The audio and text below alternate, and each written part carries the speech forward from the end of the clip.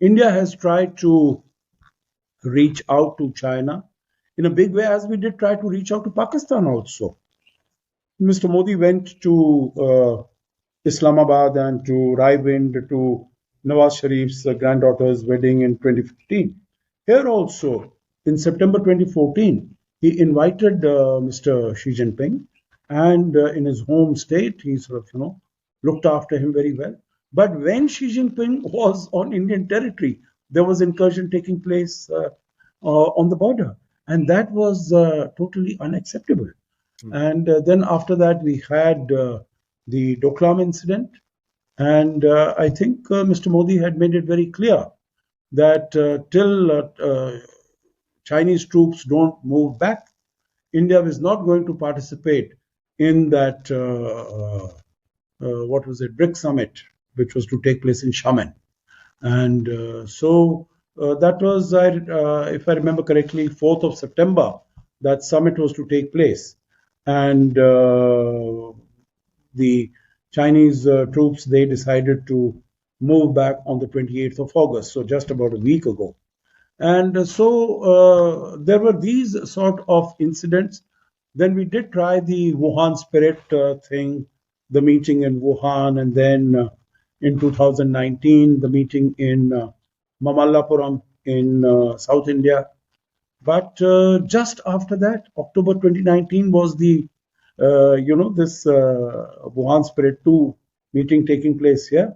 And in April, we had these troops coming in, putting all their heavy equipment, heavy armory. And possibly the thinking was that maybe India is too busy with the COVID-19 pandemic. There was a lockdown that had started in India from the 22nd of March, if I remember correctly. Yes. And 22nd of March, and the whole of India was under lockdown. And they said India will not be able to do anything. But I'm sure it must have surprised them greatly that India was able to get its 50,000 plus troops there, get its tanks, get its aircraft, everything.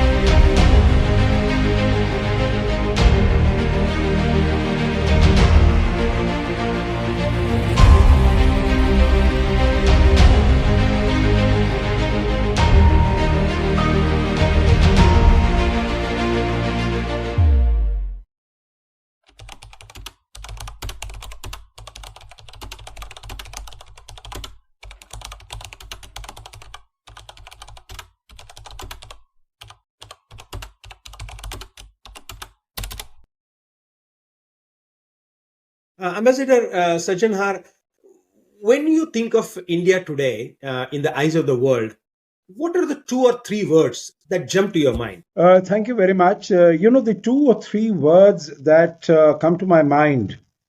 One is that it is a country that is stable, that is resilient, that has met with all the challenges that the world has been facing effectively and competently. It is a rising economic power. It is a stable polity domestically. And this is a country where democracy has delivered and continues to. Okay.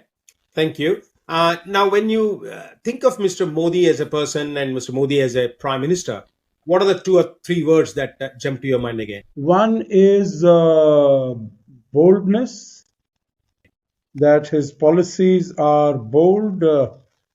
He is not afraid to take bold, courageous decisions. He is a visionary. He is not thinking only of issues and problems and challenges today, but even in the midst of challenges, he has a long-term vision, and he is uh, independent in terms of the policies. He's basically rooted and would do whatever he has to do for the benefit of the common people of the. Sure. Thank you. Now, we can't, look at the present and the future unless we look at the past, because they all, go in a seamless fashion. So, how do you evaluate the record on foreign policy of the UPA government from 2004 to 2014? I think there were a few ups and there were a number of downs. So, if I could say that were some achievements, there were a number of misses also. And if I could just give examples, I think the biggest mm, achievement of the UPA 1 and 2 put together was the India-US nuclear deal that they were able to get through, meaning it had been started by the previous NDA-1 government when the next steps to strategic partnership began. But then basically it was the framework agreement in July 2005 and then getting an unique waiver from the NSG in 2008. So I think that was a huge achievement. But after that, we also had in 2008 the Mumbai attack. There was no action that could be taken on that. There was the whole reference to Balochistan in Sharm el Sheikh document between India and Pakistan. There was this pushback from China in 2013. No, not much meaningful response could be given in that. And I think the last 4 or 5 years of the UPA two government, there was what is known as a policy paralysis, and there were a large number of scams and corruption scandals that were happening. So there was not really much meaningful work either in the area of domestic policies or in the area of foreign policy that could be taken. So while there were, as I mentioned about the US-India nuclear deal, I also would say that when the 2007-2008 financial economic crisis took place, some of the measures taken by the government, they stood us in good stead.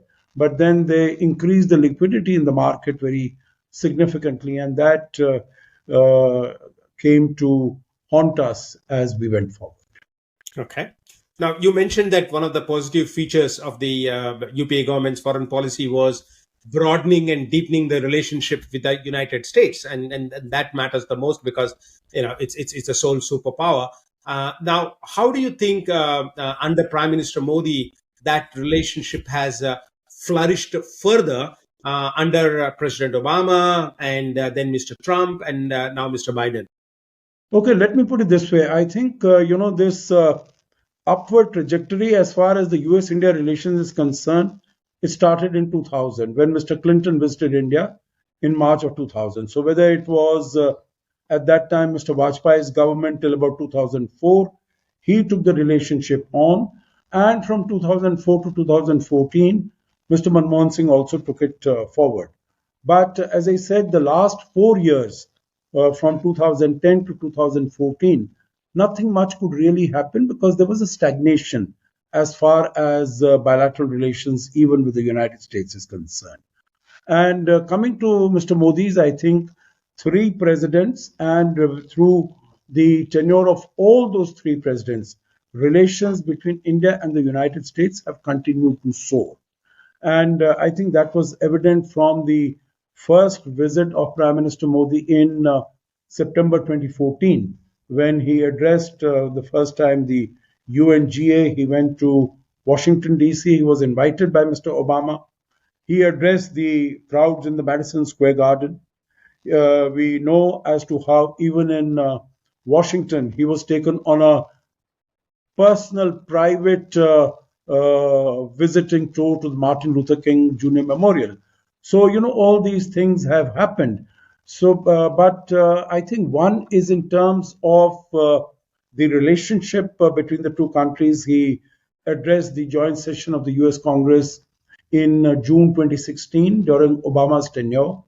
He addressed the joint session of the US Congress again last year in June 2023, the only Indian leader to have addressed the US joint session more than once, and very few international leaders who have done that. I think there's Mr. Nelson Mandela, Winston Churchill, and one or two Israeli prime ministers. So, and he was, of course, accorded the honors of a state visit again last year. But I think substantively our relationship has progressed, has grown. As Prime Minister Modi had said in his statement in 2016, that we have overcome the hesitations of history.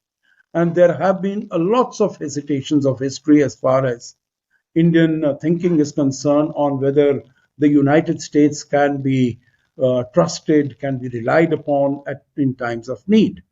And then you would also recall that last year or was it 2022, when on the sidelines of the G7 in Tokyo, Prime Minister Modi, when he met Joe Biden, he said that this is a partnership of trust.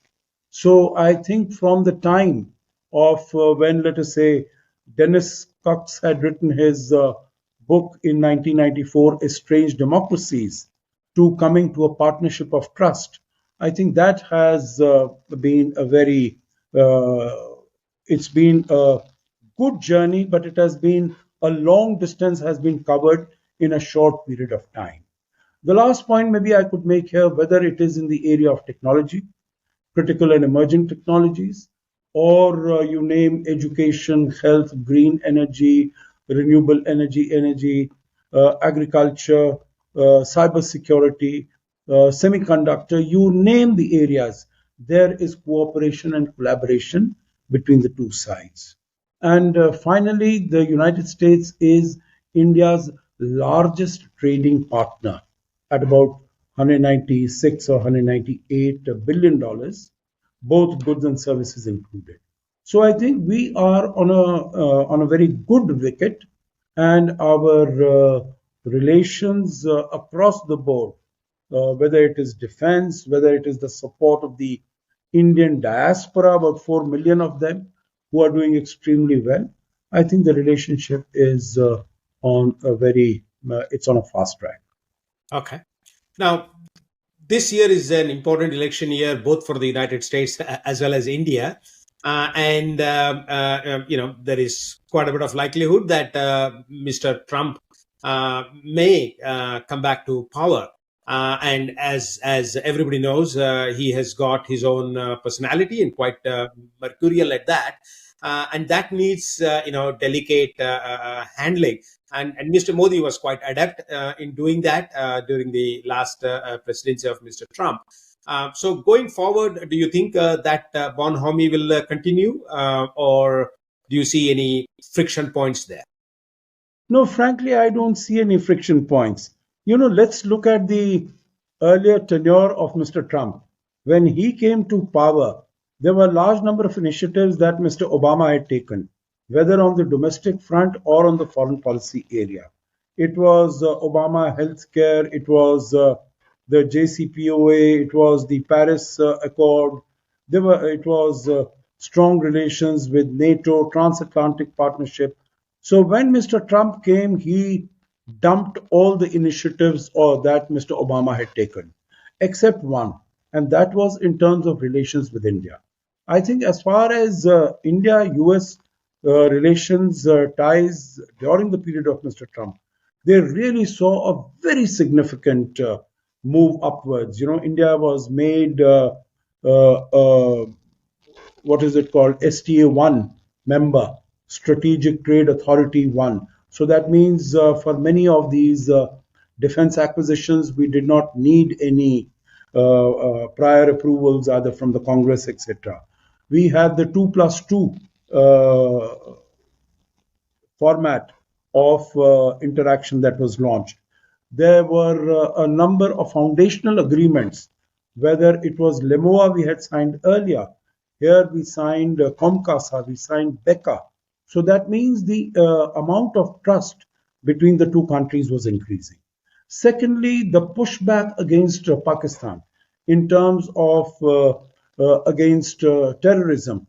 Mr. Trump, you would recall there was a tweet of 1st January 2018, the first tweet that he of the year that he said, where he mentioned that Pakistan takes us as fools. We have been providing it with more than $33 billion of funding for dealing with terrorism, and it has been making fool of us, and this is not going to happen uh, anymore. Then, on another particular aspect that is of interest and concern to India, that is relations with China. So it was Mr. Trump who really looked at the threat from China, the systemic threat from China, in a very serious way. And he was the one who launched the Quad in November 2017 on the sidelines of the East Asia Summit in Manila, Philippines. So, and that you see how the Quad has evolved over this short period of about 6, 7 years. We've already had over the last 3 years 5 summit meetings between the four leaders of Quad countries. So I think that the revival and the reincarnation of Quad, the credit can definitely be given to Mr. Trump. So what I say is, from past experience, we have been able to deal well with Mr. Trump. I have no doubt that we'll be able to do the same this time also. Okay. Mhm. The challenge is that nothing can be taken for granted when it comes to Mr. Trump. I mean, he's already created quite a bit of stir with regard to Article 5 of the NATO agreement. So going forward, whether it's in terms of Quad that you talked about, or any possible worsening of conflict between India and China, you think we can be reasonably sure that he will take a clear and stable stand? Okay, your last comment is clear and stable stand. And I think, as far as Mr. Trump is concerned, what really defines his policy is that he is, you use the word mercurial, and I would say, he's unpredictable. There's a lot of uncertainty in terms of what he's doing. So you have to be ready for that. But that is not only with Mr. Trump. There are so many changes that are taking place in the world. Meaning, did anyone know that this Russia Ukraine conflict will take place? Did we know that it was going to continue for 2 years and no end in sight? Did we know that COVID-19 pandemic would come? Did we know that this Israel-Hamas conflict will take place? Did we know that the Houthis will come and start shooting missiles and drones in Red Sea, Arabian Sea, and other places? So there is a lot of uncertainty in the world, and I think everyone really has to be ready. They have to be nimble-footed. But here, I think we definitely, as far as Quad is concerned, I would imagine that Mr. Trump would see it as his own baby, because he's the one who really brought it to life all over again in November 2017. So, irrespective of the support that has been provided to the Quad by Mr. Biden, I'm sure he'll take it as his own baby and he will nurture it and take it forward. Also, we saw that he was the first one when we had this national security strategy where China was really identified as a systemic threat for the United States. And you would recall that the first agreement that he had signed in January 2020, where China would import $200 billion worth of additional products from the United States. That agreement was signed. After that, unfortunately, COVID-19 came, and that agreement also fell by the wayside. But I think the assertiveness and aggressiveness of China, whether it is in the East China Sea against Taiwan or Japan, or it is in the South China Sea, I think that has only grown. And so the threat that what Mr. Trump saw in 2017, 2018, 2019, that threat would be more visible and more palpable now than it was earlier. So I think his policies would be somewhat similar to what they were at that particular point of time. And even as far as, I guess, Pakistan is concerned, because he changed his policies when he had to use Pakistan to reach out to the Taliban. But at this moment, none of such compulsions exist. So Okay. I can see that there might be some issues on trade matters, like India had to face this whole issue of Harley Davidson import of Yes. Harley Davidson motorbikes. So there might be some issues of that nature, but I think those would be things that we could try and work through. But I'm talking of the broader strategic parameters, and I think there we definitely would have a great possibility of working together. Okay. Now, sticking to the broader perspectives that you have been talking about, at the moment, both the Biden administration and Europe in general, the European Union, uh, keep Russia as the focus of their attention as the key adversary. And Mr. Jaishankar recently suggested at the Raisina dialogue that it is not Russia but China that the West needs to focus on, because that is the main culprit for disrupting the world order. Uh, do you agree with that assessment?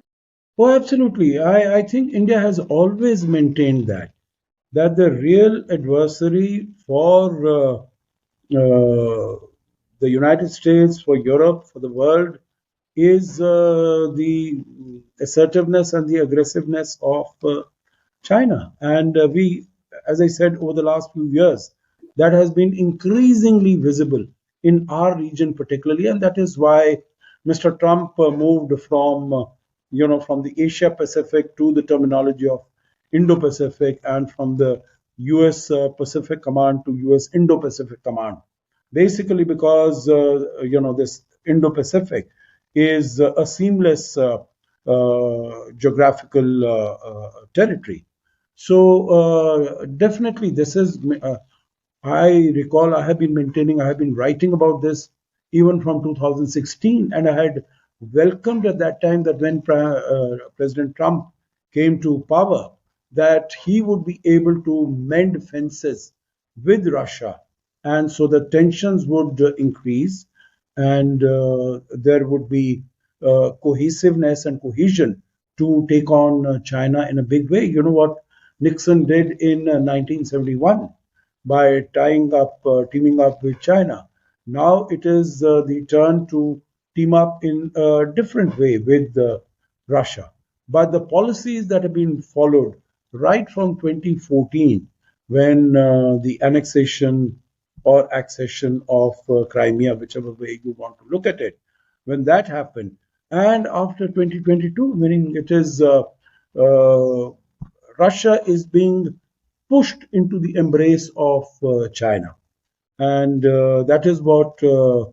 Jaishankar said, that the policies of Western countries and the sanctions being imposed by Western countries are pushing Russia into the arms of China. And then the Western countries say that's not a good thing to happen. But it becomes really a self-fulfilling prophecy. So we really need to go back and go to the basics and try to do our equations rework them all over again. Mhm. Okay. Now, I mean, I can see some similarity in terms of India and Mr. Trump's way of the world, in the sense that India has been a steadfast supporter of Russia for historical reasons, and so far has managed to walk the tightrope walk between Russia and handling the West. So you think under the Trump administration that could become a little bit easier because again, President Trump is focused on China, and it doesn't seem to be as adversarial towards Russia as the current administration is. Yeah, he might not be so adversarial towards Russia, but you would see that his tenure from 2017 to 2021 did not really help in any way improving relations between Russia and the United States. Not at all. On the contrary, they went down south. Whether it is all these arms control treaties which he went out of, which gave a lot of angst as far as Russia is concerned. So I don't think that his tenure saw an improvement as far as ties with between Russia and the US are concerned. I think as far as India is concerned, it would be, in my view, very far-fetched to equate India's policies to, something that Mr. Trump did. Because what really defines Mr. Trump's policies is uncertainty. And, not having had a deep thought in terms of deciding what you want to do and how you want to go forward. Meaning, he used to determine his foreign policy through tweets. That was how he used to uh, deal with the major political issues in the world. India is not that. India is very Sure. thoughtful. India is sort of, looks at all these issues very deeply. And as far as, our approach to Russia is concerned, mind you, it is not only for historical reasons. We also, what Jaishankar has said, and very correctly, I think, is that we need to provide more options to Russia. Mhm. If I am stopping all options for Russia, the only option it will have is to go and even further strengthen its relations with China. And it will become even more of a junior partner. Right now, if let's say in Asia or non-West, you have other countries which are providing it some more options, then its dependence upon China to that extent will come down. And that will be beneficial, not only for Russia, but it will be beneficial for the world. And I think the connect between India and Russia, of course, as far as we are buying oil and gas from there, that is because we are looking at the fundamental interests of our own people. India imports about 85% of its gas requirements from around the world. So we are heavily dependent on imports of oil and gas, and we need to get it. And when Russian oil and gas stops coming to the global market, then the prices increase, and that becomes totally unmanageable as far as we are concerned, because we need to provide both accessibility and also in terms of price that is affordable as far as our own people are concerned. Mhm. Okay. Now let's talk about the elephant in the room, which is China, because that has clearly been one of the biggest foreign policy challenges for the Modi government. Despite some of the initial efforts that were made to improve that relationship, but as Mr. Kanwal Sibal has said in one of the articles, when it comes to Russia, always distrust more and verify even more. So it's been an unreliable kind of a neighbor in that sense. What do you think, in your assessment, has gone wrong in that relationship? Okay, I don't think it is something going wrong in the relationship. In my view, Mr. Xi Jinping is in a hurry, and he's in a hurry to try and acquire the prime hegemonic position as far as the world is concerned. And this cannot be done without occupying a hegemonic position in Asia. China keeps on saying, talking about a multipolar world, but then it wants a unipolar Asia. Now, both of these are not, they cannot coexist. If you want a multipolar world, you have to have a multipolar Asia also. So I think that was the change in the calculations as far as India is concerned. Right from the early 1990s, we had the agreements in 93, 96. We are basically trying to put the boundary issue on the back burner and then trying to develop our relations otherwise. And all that was upended basically by China in 2020. And so that is where the abnormality in relations has come.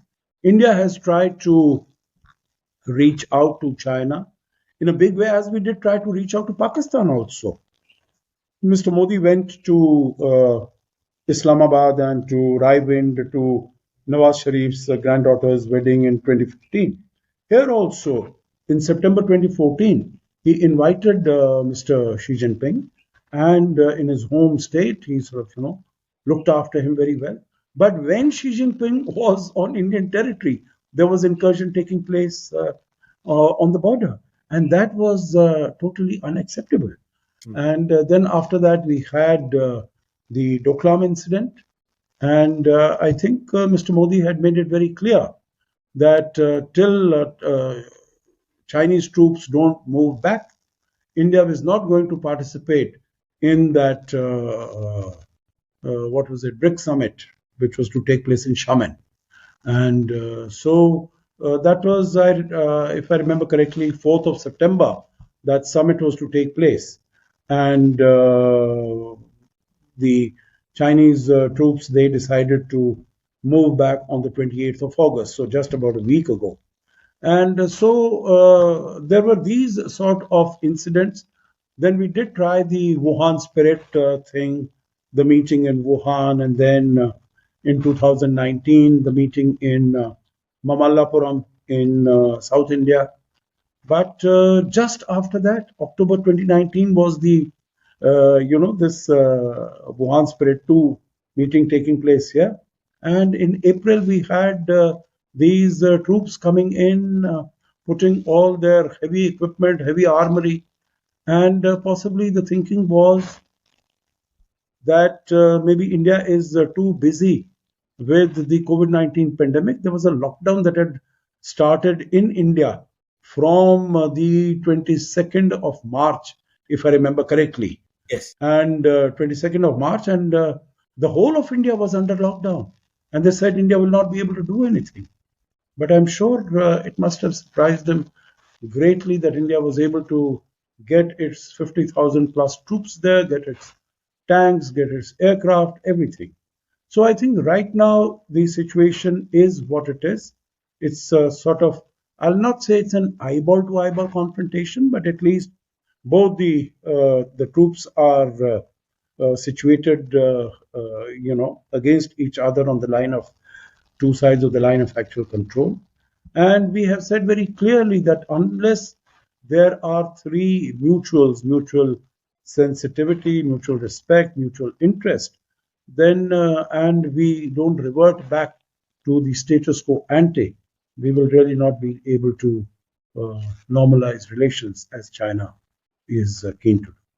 Okay, so the ball is in their court. Now Very let's much. talk about Pakistan. Is it fair to describe Pakistan as a snake in the backyard dancing to the tune of China? I don't think I'll say dancing only to the tune of China. Earlier, it used to be dancing, it used to be getting all the support from the United States also. I think basically it has been it has been basically for domestic politics. It is the army that wants to always project India as the enemy, as the adversary, as the hostile power, and that army is the only institution in Pakistan which can deal with India as the enemy. So I think there is this dichotomy that the democracy elections might take place, but you know that over the last 75 years, there is not a single civilian government which has been able to complete its tenure of 5 years. All of them have either been, leaders have been killed, leaders have been assassinated, leaders have been removed by the army. So I think basically it is what the army wants to do. And of course, at this moment, it is both Pakistan and China. They are on the same page because both of them have adversarial relations with India. You would remember that in the past, China had advised Pakistan to put the boundary question on the back burner and continue to develop relations, evolve relations, Yes. as China itself was doing at that time with India. They said, look at our example, that we have put the boundary question on the back burner. We are having discussions on that. So you should also do the same thing. But now, of course, things have turned, and both of them have now similar objectives as far as relations with India are concerned.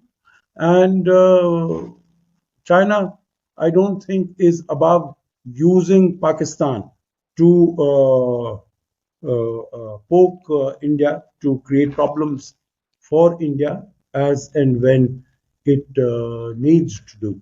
And I think Pakistan is too heavily indebted to China in every sense of the word.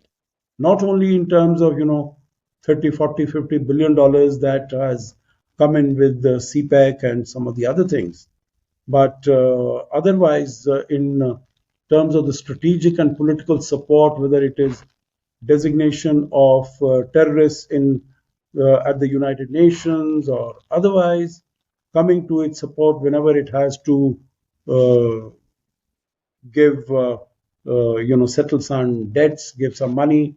Here, there, China has been helpful as far as Pakistan is concerned. So I think across the board, we see that China has Pakistan's back. So there'll be no, if China were to demand something of Pakistan, I don't think it'll have any possibility of denying that or refusing. Okay. Okay. Now, with Pakistan's economy crumbling down, do you see any chance of this crisis leading to an opportunity for the two neighbors to kind of have some kind of strategic understanding and rapprochement? I doubt it very much because, frankly, it is, if Pakistan were leadership was wise, which is a big if, because they have really been working towards very short-term goals and all. They don't have the long-term picture in front of them. Then they would see what has happened in Sri Lanka. That when Sri Lanka was really had its back to the wall, there it was India that came in with about $4.5 billion worth of assistance, worth of credit, worth of support, providing fuel, energy, petrol, food, fertilizer, medicines. So they would take a lesson from there. But I doubted that they will take a lesson from there. And in fact, the cash that they get is always has been from Saudi Arabia, UAE, China, and to an extent continues to be from the United States. So I'm sure whenever it is required, they will go there. And although those purse strings are also not being loosened so very readily as they used to be earlier, but still, I think when it's really it comes really to the crunch, these countries have been loosening their purse strings and giving money to Pakistan. And I think that sort of a thing will continue for some time. Mm. I am not at all sanguine that this sort of a thing could lead to any improvement of relations between India and Pakistan. Okay. Now, India's neighboring countries, most of them, have had economic difficulties, whether it is Sri Lanka, Nepal, and now, of course, Maldives. And now, when you are economically weak, then obviously, that's an opportunity for China to kind of swoop in and charm them with, monetary incentives, at least in the short run. So, from the perspective of neighborhood first policy, uh, what do you think should be India's strategic response to these vulnerabilities? Yeah, I think we need to proactively reach out to all our neighboring countries as we have been doing. And possibly, you do something, but there's always the possibility of doing more. So maybe you need to do more. Just to give you an example, when India started our own vaccination program, if I remember correctly, it was on the 16th of January 2021. Within 4 days, on the 20th of January 2021, we had supplied millions of vaccine doses to our neighboring countries, whether it was Bangladesh, or it was Nepal, or it was Bhutan. Sri Lanka, I think, came a little later because they were getting their approvals and all that. It went to Maldives, it went to Afghanistan, etc. The point I'm making is that, and many of these projects, for instance, $8 billion worth of loans and grants, concessional loans, funding, financing to Bangladesh. It really is today, it determines the golden period of relations between India and Bangladesh. You referred to the neighborhood first policy. I think if you were to look at relations as they existed in 2014 with all of these countries, I think you will find that the relationship is much stronger, more robust, and much greater confidence. Just to give you a few examples, Hmm. when Mr. Modi went to Nepal, his first visit in August 2014, May 2014, he had taken oath, 26th May, went there in August. This was the first visit by an Indian Prime Minister, bilateral visit, after 17 years. Mm. And over this period, notwithstanding that we had this interregnum of 2.5 years of COVID, Mr. Modi has been there 5 times.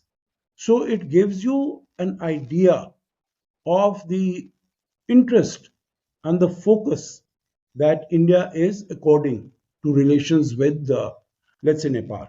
As far as Sri Lanka is concerned, when he went there in March 2015, it was the first bilateral visit by an Indian Prime Minister after 28 years. And Mr. Modi has gone there now already 3, 4 times, after that bombing that took place, Easter bombings and some Buddha Purnima, etc. So many of these he has gone.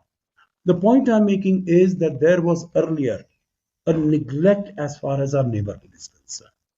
Not any longer. Today we are focused on that. We are, as far as infrastructure projects are concerned, you look at Nepal, you look at construction of houses in Sri Lanka, also as far as Maldives is concerned, also as far as Afghanistan is concerned. Although there has been the Taliban that has been in, so to say, in power since August 2021. But India supplied vaccines, India supplied medicine, India supplied 50,000 tons of wheat through Pakistan, and India supplying 20,000 tons more of wheat through Chabahar. So India is reaching out and trying to reach out to these countries, saying that when you deal with India, it is you are it is according to your needs, your interests, your benefits, whatever projects might be done. And don't put yourself in a debt trap for projects which you don't need, but which are being constructed basically for the benefit of the Chinese economy. Okay. Mhm. So let's now move to the another volatile part of our neighborhood, which is the Middle East. Now, there are two things. One is with Israel under the Modi government. The relationship with Israel has come out very much in the open. It's broadening and it is deepening. But with the conflict with the Hamas only worsening, even the Biden administration has said that it is going to be difficult for the governments to support Israel, with that policy continues.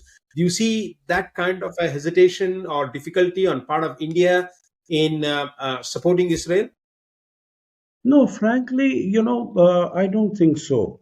Because how have we dealt with this? On the 7th of October, when the attacks took place, India came out very clearly against terrorism. India has always stood against terrorism on all, whether it is regional, it is multilateral, it's global platforms, we've spoken out against terrorism. So we're very, very clear. And we've been very, very clear as far as taking of hostages is concerned, and essential that the hostages must be released. After that, we have spoken about number one, the two-state policy, that it needs to be implemented. Number two, that Israel needs to take all care and precautions that normal civilians, ordinary civilians, are not uh, harmed, are not affected adversely, are not killed in the manner in which they are being done. It is the responsibility of the Israeli government. And third, we have also supplied humanitarian aid to people in Gaza. There have been many consignments that have gone. So I think we have maintained our earlier policy of a two-state principle, and also under the current circumstances, that Israel needs to be much more careful when it is going after the Hamas terrorists, and so on and so forth. And I don't think it has really affected our relations with these countries. I could give you examples. We had the president of the UAE who came to India after that for the Vibrant Gujarat Summit, and he was feted, he was hosted. We had the visit of Prime Minister Modi on the 14th of February, and if you have seen some clips or snippets of that, meaning it was a phenomenally successful visit. And they also spoke about the president of the UAE, and Mr. Modi also spoke about the India, Middle East, Europe economic corridor, how to take it forward. Earlier, people were thinking that maybe that is now dead, it's on the back burner because Israel has got involved, and Saudi Arabia has sort of put brakes on its normalizations of relations with Israel. But you see that this has, this was a very important subject of discussion between President Zayed and Prime Minister Modi. And then Mr. Modi also went to Qatar, had a meeting with the Emir of Qatar, and we had 8 of our Navy personnel who had been incarcerated there for more than 1.5 years and who had been sentenced to death. Their sentence was commuted first to life imprisonment, and then they were set free and they have come back to India. So I think our relations with all these countries in the Middle East, in the Gulf, they continue to be very robust, they continue to be very strong. And I think the countries in this region see India as an important, reliable partner, a consensus builder, and a partner of choice. So I don't think that our stand on the Israel-Hamas conflict has, in any adverse manner, Mhm. affected our relations with these countries. Okay. Okay. Come to the concluding part. of our lovely conversation. And this is about the soft power of India. Yeah, I watched one of your interviews to News 18 where you talked about that cultural power. And there is no doubt that as far as soft power is concerned, whether it is the diaspora effect, whether it is Bollywood, whether it is yoga, and so on, there is a lot of goodwill, around the world, and also the worldview of India has changed from snake charmer to Chandrayaan. A lot of positive developments have taken place there. So, to what extent you ascribe that to the soft power, or to the or to Modi magic? Okay, let me put it this way. I don't think that soft power is something new that has come in. Soft power has always been there, right? Yoga has always been popular around the world. Bollywood has always been popular around the world. Indian classical music, Indian classical dances, they've always been popular. I think the manner in which India is projecting it today, I think that is what has changed. So I don't know whether you'd like to call it Modi magic, but I think it's a totality of things. The manner in which, let's say, India's economy has grown over the last decade or so. We were the 10th or 11th largest economy in 2014. Today, we are the fifth largest economy. We are going to be the third largest economy in another 3, 4 years. We'll become a $5 trillion economy. India continues to be the fastest growing major economy. The figures that have come out for the third Quarter. quarter of this financial year, India grew at 8.4%, which is significant. And our the base today is very close to $4 trillion. So I think India's attractiveness as an economy, as a market, as an investor, that is growing. So I think people have started looking at India with much greater care and attention. Secondly, I think India has become much more confident, less defensive, less apologetic about what it is, in terms of what you mentioned about yoga and the whole idea and the principles of Vasudhaiva Kutumbakam, and what we now say it with much greater conviction, confidence, and pride. Not in terms of being aggressive, but having a pride and being, let us say, happy and comfortable in your own skin, comfortable with what you are. So earlier there used to be this feeling of, that there is something wanting. You are looking at yourself from the perspective of the other, the outsiders.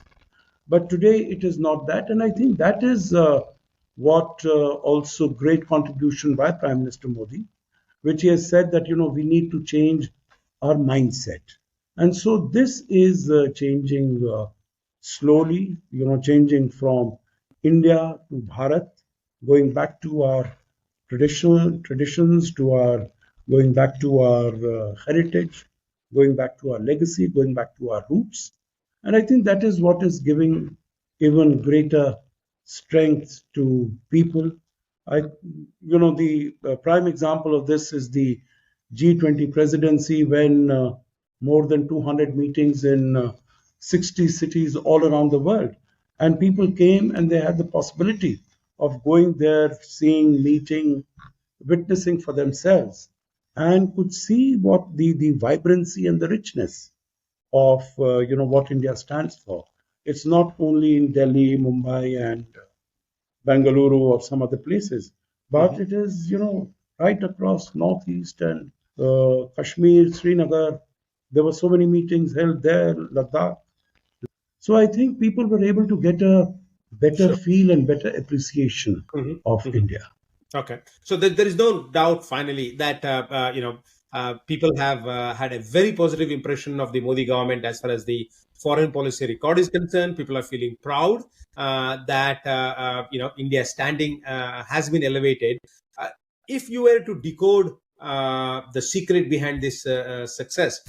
Is it Modi as a person? Is it the team that he has been able to assemble, whether it is Jaishankar or Doval and so on? Or is it the vast experience that he has got? Where do you pin it? I think it is basically, I would put it to the leadership. If all these things, Jaishankar had been there, Mr. Doval had been there, all of them had been there.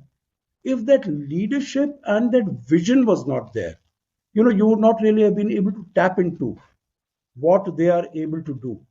Meaning, if Mr. Doval suggests that, after Pulwama, let's do a Balakot. If the leadership is not there, like it wasn't there in 2008 when the Mumbai attacks took place, Hmm.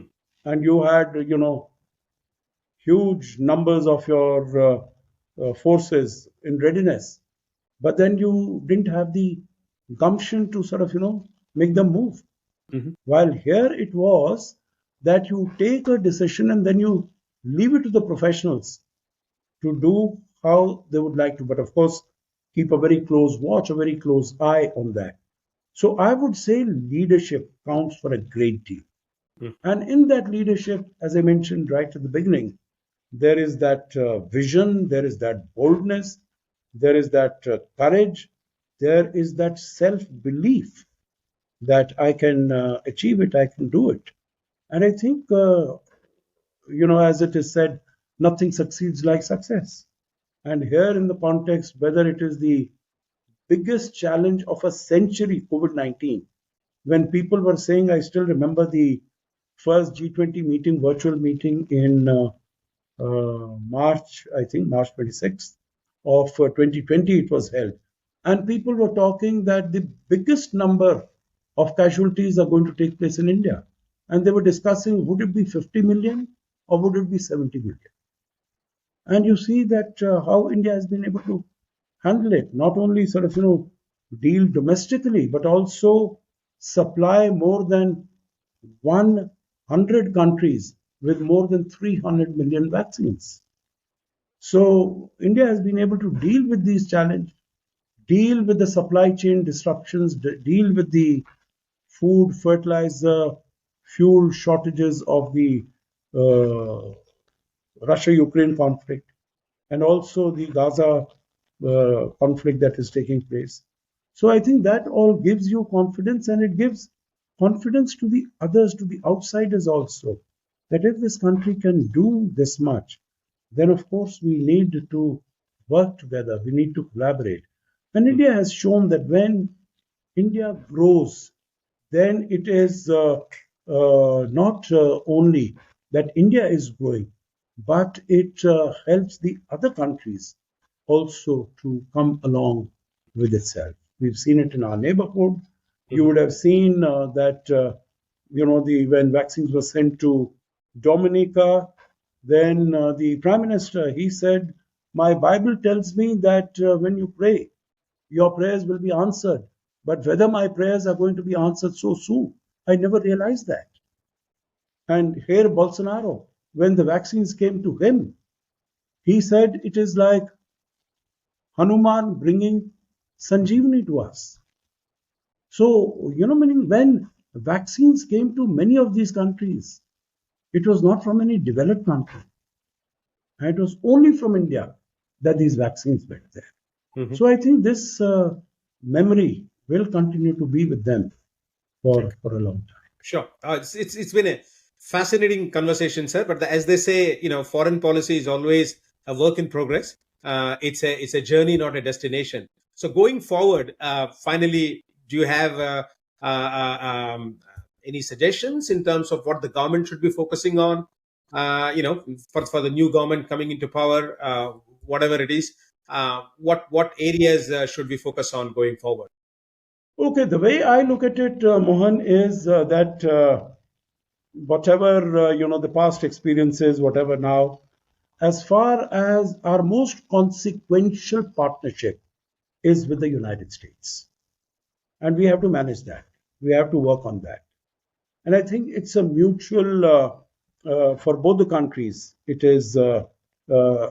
something similar, because if you hear voices coming out from the White House, Kurt Campbell, Antony Blinken, even Mr. Biden himself, they have said that the most important, most significant relationship for the United States is India today. So I think that is something that we need to strengthen, work together. Of course, become independent. I remember you had, when you had posed that question also on China, who could we depend upon? And I think basically we depend upon ourselves, as we have done.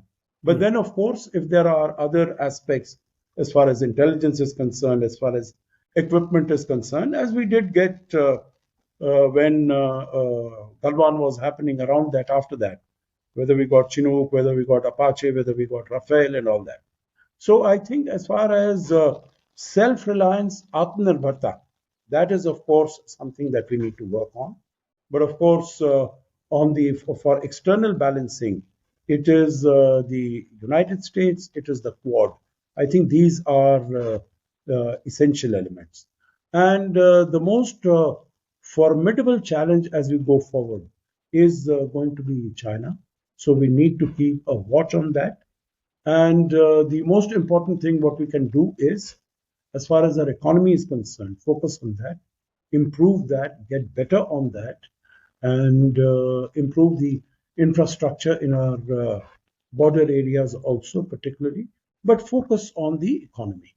So these are the two essential aspects, I would say: economy and relations with the United States. Yes. That is going to be the bedrock of our progress. Thank you, sir.